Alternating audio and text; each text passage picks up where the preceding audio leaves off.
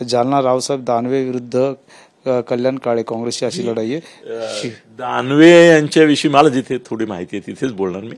तर दानवेंच्या संदर्भामध्ये कसं आहे ना की दानवे हे भारतीय जनता पक्षाच्या इतिहासातलं अमर व्यक्तिमत्व आहे असं मी नेहमी म्हणतो। याचं कारण असं की परवा मी ममता बॅनर्जीचं भाषण ऐकत होतो, त्याच्यामध्ये ती वॉशिंग मशीन हा शब्द वारंवार वापरत होती की भाजपकडे हा वॉशिंग मशीन शब्द भारताला रावसाहेब दानवेंनी दिला।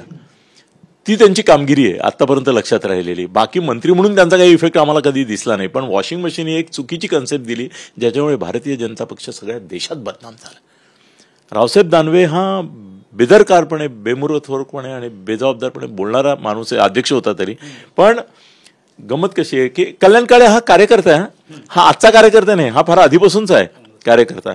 तर दानव्यांच्या एकंदर वागण्या बोलण्यामुळे जर अप्रियता असेल तर कल्याण काळे त्यांना पाडू शकतो। रावसाहेब दानवेंना पाडणं सोपं आहे तुलनेने असं मला वाटतं।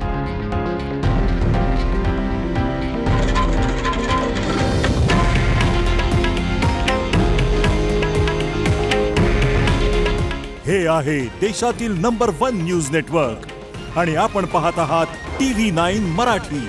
काळजी तुमची, हित महाराष्ट्राचं।